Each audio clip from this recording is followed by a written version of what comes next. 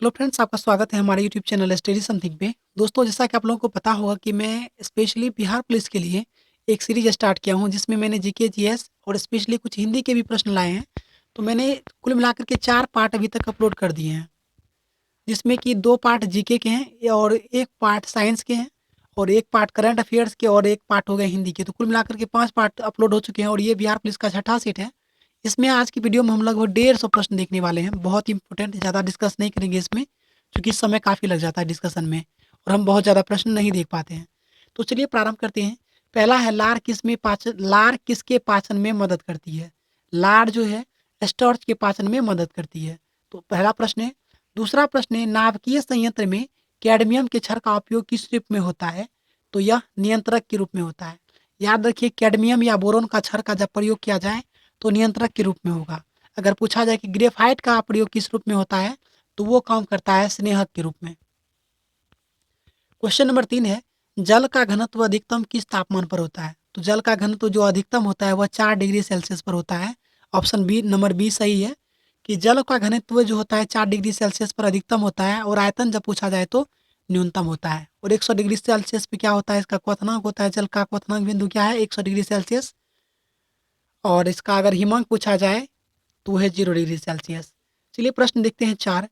निम्नलिखित में से कौन सी यांत्रिक तरंग है? तो देखिए, ध्वनि तरंग जो है यांत्रिक तरंग है। ठीक है। क्वेश्चन नंबर 4 है कि ध्वनि तरंग कौन सी है? तो एक तरह यांत्रिक तरंग है। यांत्रिक तरंग को 2 भाग में बांटा गया है। एक होता है अनुप्रस्थ तरंग, एक होता है अनुदैर्ध्य तरंग। तो ध्वनि जो है अनुदैर्ध्य तरंग है, जबकि प्रकाश अनुप्रस्थ तरंग है। चलिए क्वेश्चन नंबर हम 5 देखेंगे। लोकायत दर्शन के प्रतिपादक कौन थे? तो लोकायत दर्शन के प्रतिपादक कौन थे? तो चार्वाक थे। इसे भौतिकवादी दर्शन कहा गया भारतीय दर्शन में। और इसकी एक प्रमुख पंक्ति थी जो जनरली आम आदमी की जुबान पे रहता है। इन्होंने कहा था कि यदा जीवेत सुखम जीवेत ऋणं कृत्वा घृतम पिबेत। इन्होंने ही कहा था कि जब तक जियो सुख से जियो, ऋण लेकर भी घी पियो।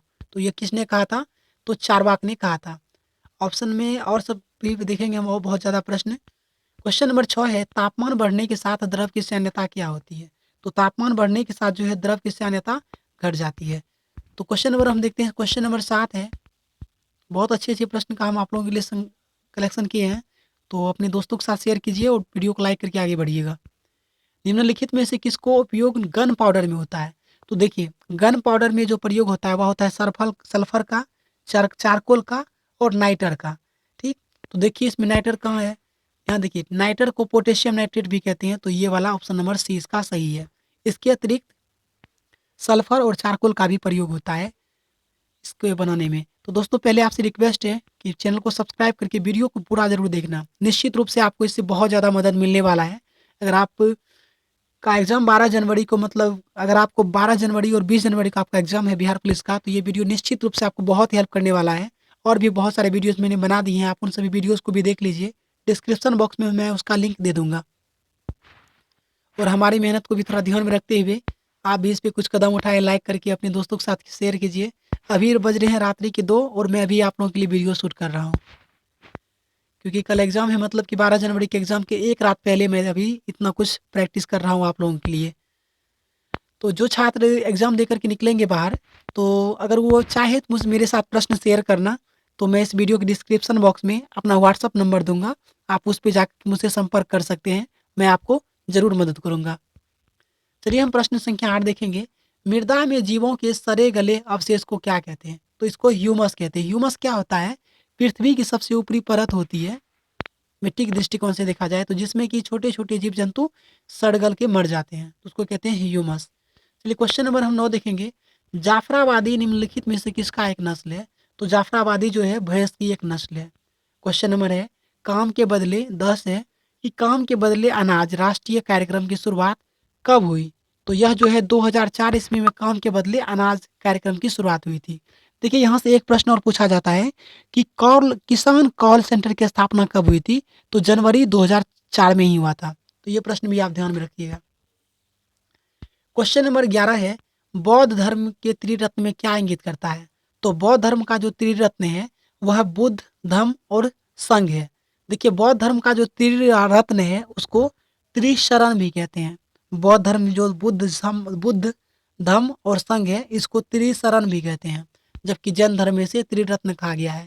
जब आपको स्पेशली फरकिट करके पूछ ही दिया गया है कि जैन बौद्ध धर्म के त्रिरत्न को क्या कहते हैं, तो याद रखिएगा कि बुद्ध, धम्म और संघ को बौद्ध धर्म में त्रिरत्न कहा गया है। क्वेश्चन नंबर 12 है, हेमिस राष्ट्रीय उद्यान भारत के किस राज्य में है? तो हेमिस राष्ट्रीय उद्यान जो है भारत के जम्मू कश्मीर राज्य में है।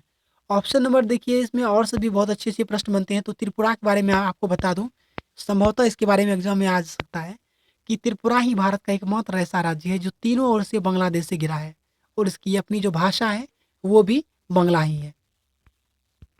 चलिए हम क्वेश्चन संख्या 13 देखिए। प्रश्न संख्या 13 है, निम्नलिखित में से किसे पादप जगत का उभयचर कहते हैं? तो याद रखिए कि पादप जगत का जो उभयचर होता है उससे ब्रायोफाइटा को कहते हैं। ठीक है, तो यहाँ पे देखिए जिम्नोस्पर्म है, तो जिम्नोस्पर्म से एक बात बता देते हैं। यहाँ क्वेश्चन पूछा जाता है कि जिम्नोस्पर्म का मेवा किसे कहते हैं? तो चिलगोजा को। जिम्नोस्पर्म का मेवा किसे कहा जाता है? चिलगोजा को। चलिए क्वेश्चन संख्या हम 14 देखेंगे, पोलियो तथा चेचक की बीमारी होने का कारण क्या है? तो देखिए पोलियो और चेचक होने का क्या कारण है, मतलब सोर्स पूछ रहा है, तो यह जो है विषाणु के कारण होता है। तो इसके लिए मैंने आपको एक ट्रिक बताया था, चक, एप्पल, चेचक, खसरा, एड्स, पोलियो, यह सब जो होता है विषाणु के कारण होता है। वीडियो के डिस्क्रिप्शन बॉक्स में मैं इस वीडियो का जो है लिंक दे रहा हूँ, जो कि बहुत सारे बीमारी होने का जो क्या कारण है और किसे यह प्रभावित करता है, मैंने उसे ट्रिक के जरिए बताया है और बहुत आसानी से आप याद कर पाएंगे। क्वेश्चन नंबर 15 है, निम्नलिखित में से किस रेशा फाइबर को सेलुलोज पुनर्जनित रेशा कहते हैं? तो ये जो रेयन होता है, रेयन को सेल्यूलोज पुनर्जनित रेशा कहा जाता है। ऑप्शन नंबर डी इसका सही होगा। क्वेश्चन नंबर 16 है, हिंदी भाषा में कुल कितने व्यंजन हैं? देखिए व्यंजन पूछा गया तो व्यंजन 33 ही होगा। हालांकि इसमें अभी तक विद्वानों में मतभेद है, कुछ 37 है, 39 तक पहुंच जाता है। अगर आप अक्षर ज्ञ को अगर इंक्लूड करते हैं तो ये भी संयुक्त व्यंजन होता है, इसके बाद स्र हो जाता है, तो 35 तो वैसे वैसे तो 33 होता ही है। उस तीन को अगर जुड़िएगा तो चार वो हो जाएगा अक्षर ज्ञ और स्र, 33 4 37। दो होता है द्विगुणित व्यंजन, जैसे ट वर्ग में ड और ढ दो तरह से लिखे जाते हैं। तो जैसे डमरू और घोड़ा, घोड़ा में बड़ी र आता है, तो ये दो मिलाकर के 39 हो जाते हैं। तो आपको 33 ही क्लिक करके आना है, यही सही है ज़्यादा। नीलांबर शब्द में कौन सा समास है? तो देखिए समास में क्या होता है, नीलांबर में जिस समास का पूर्व पद जो होता है विशेषण होता है तो वह होता है कर्मधारय समास। तो ये देखिए नीलांबर, तो नीला है अंबर जिसका, और विग्रह करने पर है जो आता है तो वह होता है कर्मधारय समास। तो ये जो है नीला है अंबर जिसका, इसका मतलब यह हुआ कर्मधारय समास। इसको हम विग्रह इस प्रकार से करते हैं। तत्पुरुष समास में क्या होता है कि इसमें कारक का चिन्ह आएगा। सिंपल सा इसका पहचान है कि कारक का चिन्ह आएगा तत्पुरुष समास में, खंडन करने पर उसका जब आप समास विग्रह करते हैं। तो द्वंद्व समास में क्या होता है कि उसका दोनों पद जो होता है प्रधान होता है। अवयवी भाव में क्या होता है, पहले पद इसका जो होता है अवयव होता है लेकिन दूसरा पद इसका प्रधान होता है। तो इस दृष्टिकोण से जैसे अनु आ प्रति भर यथा यावत हर जिसमें लगा रहेगा वो अवयवी भाव समास होगा। क्वेश्चन नंबर 18 देखेंगे, सती प्रथा को ब्रिटिश भारत में किसके शासन काल में असंवैधानिक घोषित किया गया था? तो ये देखिए किसके शासन काल में पूछा गया है, तो ये होगा लॉर्ड विलियम बेंटिक 1829 में। और इसका है एक अधिनियम था, एक्ट 16 था। ठीक ना, मतलब इस अधिनियम का जो धारा 16 है, धारा 16 के तहत इसे अवैध घोषित कर दिया गया, लेकिन ये राजा राममोहन राय के प्रयास से ही हुआ था। क्वेश्चन नंबर हम 18 देख लिए। अब क्वेश्चन नंबर हम 19 देखते हैं, क्योंकि स्क्रीन छोटा है तो हम एक साथ दो क्वेश्चन को प्ले नहीं कर रहे हैं। क्वेश्चन नंबर 19 है, संस्कृत के जो शब्द मूल रूप से हिंदी में प्रयोग किए जाते हैं उसको क्या कहते हैं? तो वो देशज कहलाते हैं। सॉरी दोस्तों, ये देशज नहीं होगा, इसको तत्सम कहते हैं। मतलब जो संस्कृत में पहले भी उसी रूप में प्रयोग हो रहा था, आज भी हम उसी रूप में उसको प्रयोग लगभग ले आते हैं, उसको हम कहते हैं तत्सम शब्द। तद्भव क्या होता है, उसी का रूपांतरण हुआ है। देशज क्या होता है, अपने देश की जो भाषाएं होती है उसे देशज कहते हैं, जिसका उत्पत्ति अपने देश में ही हुआ है समय के अनुसार। क्वेश्चन नंबर 20 है, बुद्ध के किस उपदेश को धर्म चक्र प्रवर्तन के नाम से भी जाना जाता है? तो बुद्ध का जो पहला उपदेश था इसको धर्म चक्र प्रवर्तन कहा जाता है। याद रखिएगा कि बुद्ध ने पहला उपदेश कहाँ दिया था, तो कौशल देश की ये है जो सारनाथ में दिया था गौतम बुद्ध ने पहली बार अपना उपदेश। लेकिन सबसे अधिक जब पूछा जाएगा तो कौशल देश की राजधानी श्रावस्ती में दिया था। क्वेश्चन नंबर 21 है, निम्नलिखित में से कौन सी बौद्ध सभाएं कनिष्क के काल में हुई थी? कनिष्क के काल में कौन सी बौद्ध सभा हुई थी? तो ये जो हुई थी, यह चतुर्थ हुई थी। कनिष्क के काल में कुंडल वन में हुई थी। और ईसा के प्रथम शताब्दी सदी में इसके बारे में पूछा जाता है। भारत की कौन सी नदी कर्क रेखा को 2 बार काटती है? देखिए, भारत के संदर्भ में पूछ लिया कि कर्क रेखा को कौन सी नदी 2 बार काटती है, तो ये है माही नदी। अगर विश्व स्तर पे पूछा जाए तो लिम्पोपो नदी याद रखिएगा। लिम्पोपो नदी जो है कर्क रेखा को 2 बार काटती है। अगर विषुवत रेखा के बारे में पूछा जाए, सॉरी दोस्तों, कर्क नहीं, मकर होता है। लिम्पोपो नदी जो है मकर रेखा को 2 बार काटती है। अगर यह पूछा जाए कि विषुवत रेखा को कौन सी नदी 2 बार काटती है, तो कांगो नदी काटती है विषुवत रेखा को 2 बार। चलिए क्वेश्चन नंबर 23 देखते हैं। मारकंडा नदी कहाँ से निकलती है? तो मारकंडा निकलती जो है, यह शिवालिक पहाड़ियों से निकलती है। देखिए, यमुनोत्री हिमनद ऑप्शन में है, तो यमुनोत्री हिमनद से क्या निकलती है? यमुना नदी निकलती है। क्वेश्चन नंबर हम अब 24 देखेंगे। हम दोनों क्वेश्चन को एक साथ अब करने का प्रयास कर रहे हैं, दोनों एक साथ चलेंगे लेकर के, ताकि जल्दी प्रश्न हो जाए। चुंबक का वह महत्वपूर्ण गुण कौन सा है जिसका उपयोग नाविकों और यात्रियों द्वारा प्राचीन काल से किया जाता रहा है? तो सिंपल प्रश्न है, इसका जवाब होगा, यह कौन सा गुण है इसका? दिशा संबंधी गुण। क्योंकि चुंबक का जो सुई होता है, हमेशा चुंबक उत्तर और दक्षिण दिशा को इंडिकेट करता है। क्वेश्चन नंबर 24 है, आनंदीबेन पटेल निम्नलिखित में से किस राज्य की राज्यपाल हैं? तो उत्तर प्रदेश की राज्यपाल बनी है आनंदीबेन पटेल। प्रश्न है, विश्व रक्तदान दिवस कब मनाया जाता है? तो 14 जून को विश्व रक्तदान दिवस मनाया जाता है।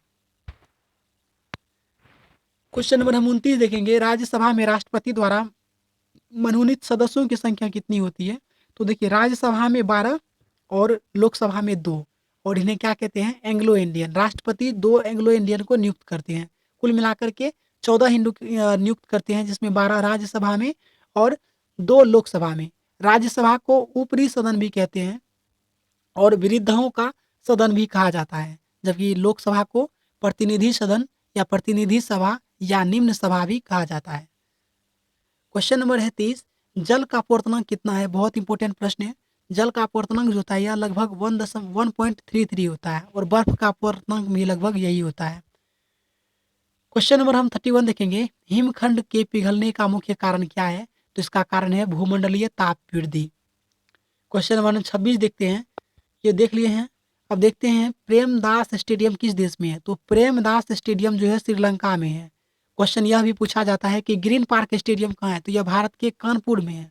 क्वेश्चन पूछा जाता है, वाईडी पाटिल स्टेडियम कहाँ है? तो मुंबई में है। वानखेड़े स्टेडियम भी पूछा जाता है, तो यह भी रखिए मुंबई में। ये जो प्रश्न मैं बता रहा हूँ, जो कुछ भी मैं डिस्कशन के दौरान, ये वही सब प्रश्न है जो कभी न कभी एग्जाम में अभी तक में पूछे ही जा चुके हैं। मैं जनरली क्वेश्चन बैंक से तैयारी करते आ रहा हूँ, इसी कारण से मुझे ज़्यादा से ज़्यादा क्वेश्चन में रिलेट करके आपको बताने का प्रयास कर रहा हूँ, ताकि आप लोगों को भी अधिक से अधिक जानकारी मिल सके। क्वेश्चन नंबर है 27, किस देश में वर्ष 2020 के ओलंपिक खेल का आयोजन किया जाएगा? तो ये देखिए, करंट अफेयर्स के लिए प्रश्न है कि 2020 का जो ओलंपिक होगा यह किस देश में होगा? तो ये होगा टोक्यो। टोक्यो कहाँ है? जापान की राजधानी है टोक्यो। प्रेमदास स्टेडियम हमने देख लिया, श्रीलंका में होता है। Question number 32। क्वेश्चन नंबर 33 है, निम्नलिखित में से कौन संयुक्त व्यंजन है? हमने पहले भी डिस्कशन में आपको बता दिया है कि अक्ष, त्र, ज्ञ और स्र, यह जो है संयुक्त व्यंजन है। तो ऑप्शन नंबर ए इसका सही हो जाएगा। क्वेश्चन नंबर 28 है, ऑस्ट्रेलियन ओपन टेनिस टूर्नामेंट 2019 में महिला एकल का खिताब किसने जीता?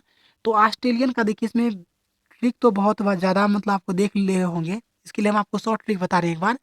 ऑस्ट्रेलियन के लिए आप याद कीजिए आना, आ से ऑस्ट्रेलियन, ना से नाओमी ओसाका, ये महिला के लिए हो जाएगा। अगर पुरुष में पूछा जाए तो नोवाक जोकोविच। तो आप केवल आना याद कीजिएगा, तो आप इससे यह रिलेट कर पाएंगे। ना से ही दोनों नाम होगा, एक होगा नाओमी ओसाका जो कि महिला है, जबकि नोवाक जोकोविच पुरुष से, वो सर्बिया के खिलाड़ी हैं। अगर बात किया जाए विंबलडन की, तो विंबलडन को याद रखिएगा विनोसी। विंबलडन, नो से नोवाक जोकोविच, सी से सिमोना हालेप। विंबलडन ओपन का अगर विजेता पूछा जाए तो उसका ट्रिक याद रखिए, वैसे विनोसी, विनोसी या विनाश याद कीजिए आप।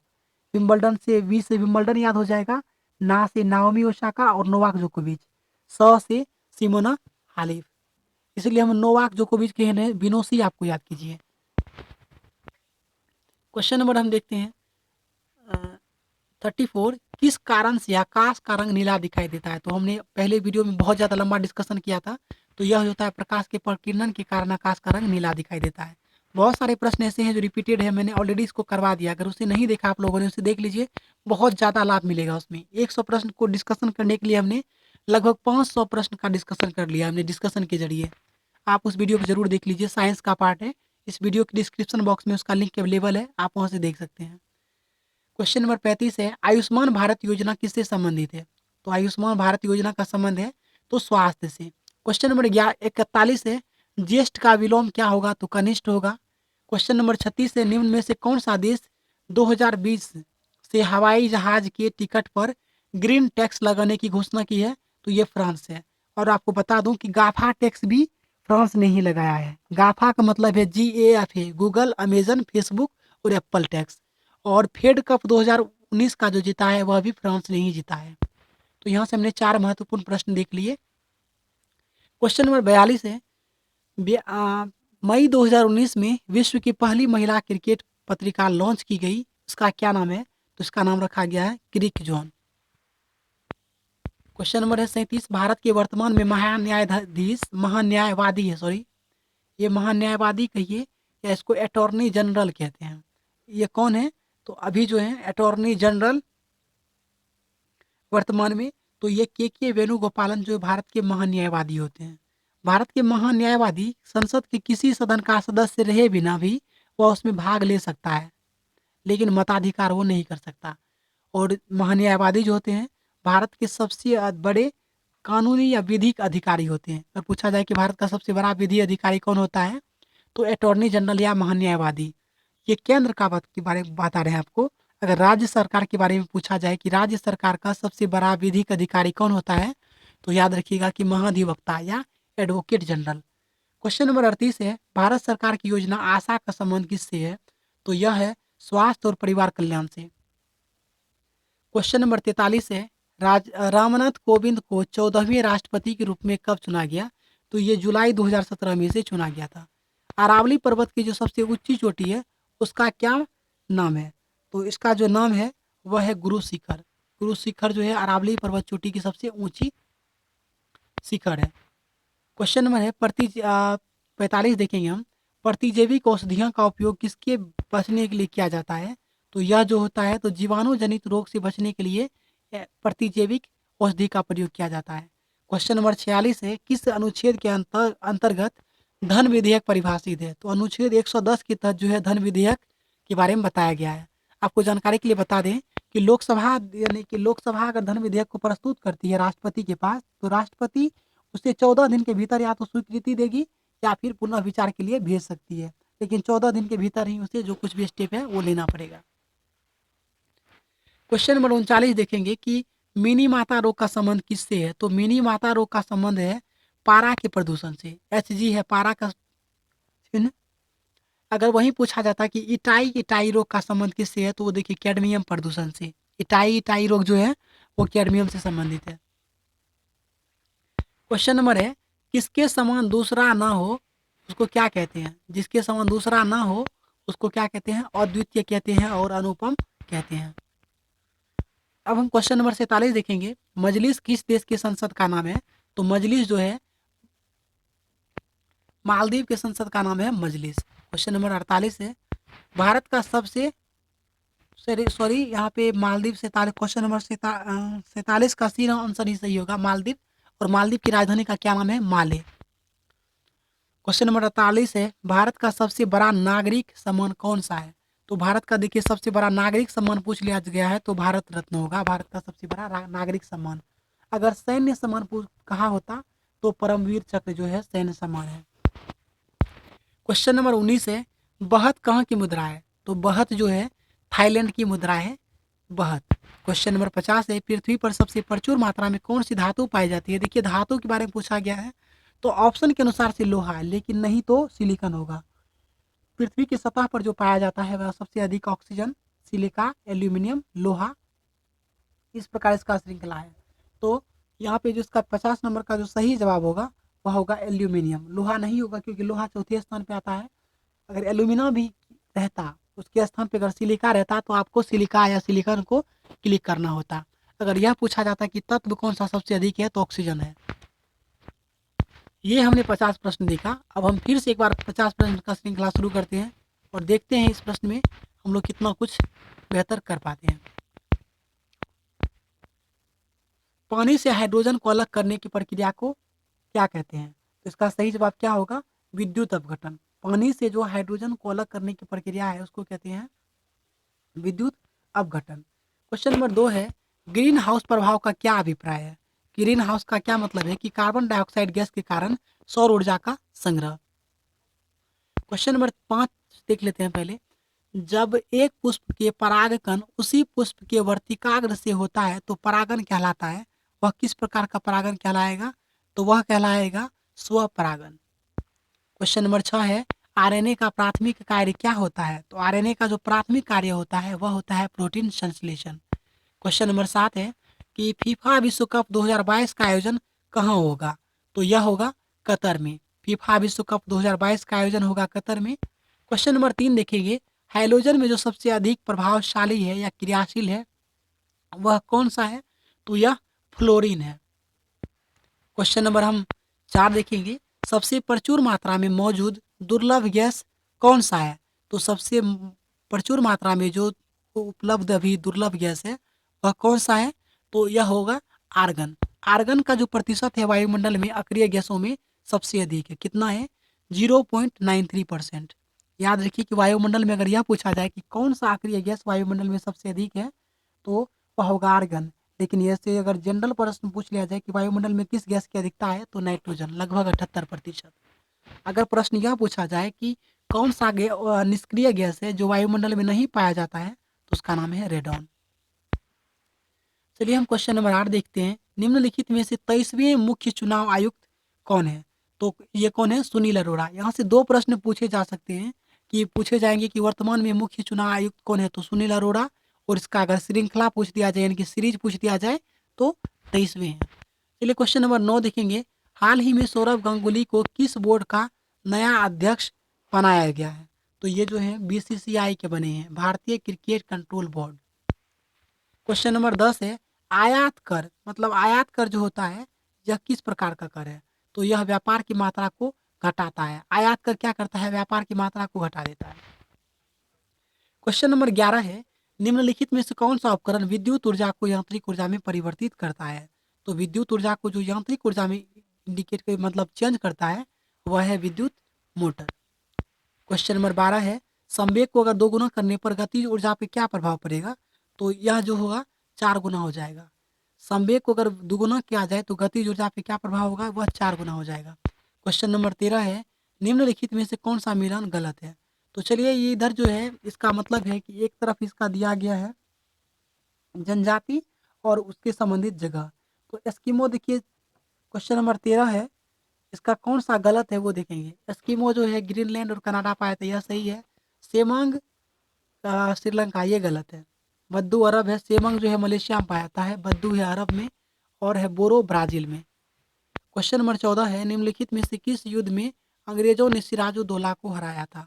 तो क्वेश्चन नंबर 14 है, निम्नलिखित में से किस युद्ध में अंग्रेजों ने सिराजुद्दौला को हराया था? तो ये प्लासी का युद्ध में 23 जून 1757 को हुआ था और इसी में इसको हराया था। क्वेश्चन नंबर 15 है, मत्स्य जनपद की राजधानी कहाँ थी? तो मत्स्य जनपद की राजधानी कहाँ थी? तो विराटनगर थी। क्वेश्चन नंबर 16 है, सिंधु सभ्यता की लिपि कौन सी थी? तो सिंधु सभ्यता को जो लिपि थी वह भाव चित्रात्मक थी। जैन धर्म के दूसरे तीर्थंकर कौन थे? क्वेश्चन नंबर 17 क्या है कि जैन धर्म के दूसरे तीर्थंकर कौन थे? तो अजीतनाथ थे। महावीर जो थे 24वें तीर्थंकर थे। वहीं पार्श्वनाथ पूछा जाता तो ये 23वें थे। अगर पहला पूछा जाता तो ऋषभदेव। तो यहाँ से इतने ही प्रश्न पूछे जाते हैं जो हमने आपको बता दिया। क्वेश्चन नंबर 18 है, अप्रैल 2019 को किस राज्य में उगाए जाने वाले कंधमाल हल्दी को जीआई टैग दिया गया है? तो कंधमाल हल्दी को जो जीआई टैग दिया गया है यह उड़ीसा में उगाई जाती है। क्वेश्चन नंबर हम 19 देखेंगे, अमर बेल जो है किसका उदाहरण है? तो याद रखिए कि अमर बेल जो है क्वेश्चन नंबर 19 का ये जो है परजीवी है, ना कि परपोषी। क्वेश्चन नंबर 20 है, इनमें से कौन सी मछली नहीं है? तो मछली जो है इलेक्ट्रिक रे मछली नहीं है, बाकी सब मछली में है। मानव खोपड़ी में कुल हड्डियों की संख्या कितनी होती है? तो देखिए यहाँ पे हमने इससे पहले की वीडियो में पूरा डिस्कशन करके बताया था कैसे-कैसे होता है। तो आप यहाँ पे याद रखिए 22 है। वहाँ पे वैसे जनरली कुल मिलाकर के 29 होता है। स्वर्णिम चतुर्भुज सुपर राजमार्ग का रख-रखाव किसके द्वारा होता है? तो यह जो होता है एनएचएआई के द्वारा। स्वर्णिम चतुर्भुज सुपर मार्ग राजमार्ग का जो रख-रखाव होता है वह होता है एनएचएआई के द्वारा। क्वेश्चन नंबर 23 है भारत में ग्रामीण तथा शहरी क्षेत्रों में गरीबी रेखा के निर्धारण के लिए एक स्वीकृत कैलोरी प्रति व्यक्ति प्रतिदिन क्रमशः कितनी होनी चाहिए? क्वेश्चन नंबर 23 बहुत इंपॉर्टेंट प्रश्न है और कई बार एग्जाम में पूछा गया है। तो याद रखिए इसका जो सही जवाब होगा, पहले प्रश्न पढ़ लेते एक बार। भारत में ग्रामीण तथा शहरी क्षेत्र में गरीबी रेखा के निर्धारण के लिए स्वीकृत कैलोरी कितने प्रति व्यक्ति है? तो इसका जो सही जवाब होगा वो होगा 2400 कैलोरी शहर, ये होगा ग्रामीण के लिए, और शहरी के लिए होगा 2100 कैलोरी। इसलिए कि ग्रामीण को ज़्यादा काम करना पड़ता है शहरी की अपेक्षा, क्योंकि इन्हें शारीरिक काम ही अधिकांश करना पड़ता है। क्वेश्चन नंबर 24 है शिमला समझौता किससे संबंध किन दो देशों के बीच हुआ था? क्वेश्चन नंबर 24 है कि शिमला समझौता किन दो देशों के बीच हुआ था? तो यह किसके बीच हुआ था? भारत और पाकिस्तान के बीच हुआ था शिमला समझौता। क्वेश्चन नंबर 35 है निम्नलिखित में से कौन सी भाषा बिहार में नहीं बोली जाती? तो भोजपुरी बोली जाती है, मैथिली भी बोली जाती है, और उर्दू भी है, लेकिन डोगरी नहीं है। तो डोगरी जो है ये नहीं है। डोगरी का संबंध कहाँ से है? तो जम्मू कश्मीर से। क्वेश्चन नंबर 26 है गोविंद बल्लभ सागर परियोजना कहाँ स्थित है? तो यह कहाँ स्थित है? तो रिहंद नदी पर है। क्वेश्चन नंबर 27 है क्रिया के जिस रूप में बीते हुए समय के संपन्न होने का पता चले उससे कौन सा काल कहते हैं?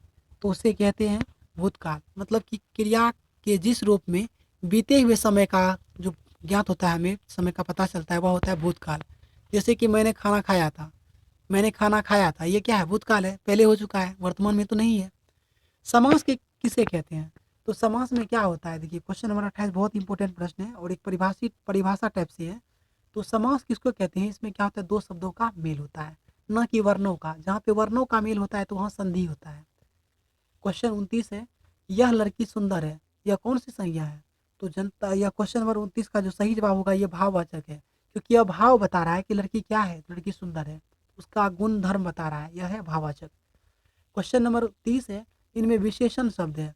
तो क्वेश्चन नंबर 30 का जो सही जवाब होगा क्या होगा? विशेषण क्या होता है? जो किसी की विशेषता बतलाता है, जैसे अच्छा, यह इंडिकेट कर रहा है किस बात को? विशेषण है ये। बाकी शब्द राम तो नाम है अपने आप में, लिखता है यह क्या है? लिखना क्या है? यह एक वर्ब है, देखिए क्रिया कहते हैं। तुम क्या है? एक प्रोनाउन है। अब कह रहा है ढ, ढ का उच्चारण स्थान कौन सा है? तो 31 का जो सही जवाब होगा वह होगा मूर्धा। ढ आप बोलते हैं तो क्या होता है? आपका जीवा जो है घूम करके तालू के ऊपर जाता है, यह होता है। क्वेश्चन नंबर 34 है निम्नलिखित में से संयुक्त व्यंजन कौन सा है? तो सर हमने बता दिया है। अंडमान और निकोबार के बीच कौन सा है चैनल? तो याद रखिए अंडमान और निकोबार द्वीप समूह के जो बीच चैनल है वह है 10 डिग्री चैनल। क्वेश्चन नंबर 36 है ऑक्सीजन को मुख्य रूप से खून में किसके द्वारा ले जाया जाता है?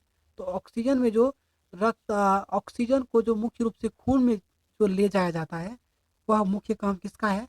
तो एरिथ्रोसाइट को, एरिथ्रोसाइट को ही आरबीसी कहते हैं। क्वेश्चन नंबर 37 है मानव मात्र एक प्रकार के परमाणु वाले विशुद्ध पदार्थ को क्या कहा जाता है? तो इसका सही जवाब क्या होगा? तत्व होगा। तत्व में क्या होते हैं? मात्र एक प्रकार के ही परमाणु पाए जाते हैं। क्वेश्चन नंबर 38 है फूल के मादा प्रजनन को क्या कहा जाता है? तो फूल का जो मादा प्रजनन है उसको क्या कहा जाता है? तो उसको कहते हैं कार्पेल। क्वेश्चन नंबर 39 है शतरंज के खेल में कितने वर्ग होते हैं? तो यह जो होते हैं तो 64 होते हैं। पिछली बार रेलवे में यह एग्जाम में कई बार क्वेश्चन आ रहा था, कई शिफ्ट में पूछा गया था। क्वेश्चन है बुद्ध चरितम के लेखक कौन है? तो ये अश्वघोष है। 40 नंबर का सही जवाब क्या हो जाएगा? तो अश्वघोष हो जाएंगे बुद्ध चरित्र के लेखक। गेट का मुख्यालय कहाँ है? तो क्वेश्चन नंबर 41 का सही जवाब क्या होगा? तो जेनेवा है। गेट का फुल फॉर्म होता है general agreement on tariff and trade. हालांकि 1 जनवरी 1995 को इसका नाम बदल करके WTO कर दिया गया, world trade organisation. Question number 42 है विश्व दूरसंचार दिवस कब मनाया जाता है? तो यह कब मनाया जाता है? 17 मई को मनाया जाता है विश्व दूरसंचार दिवस।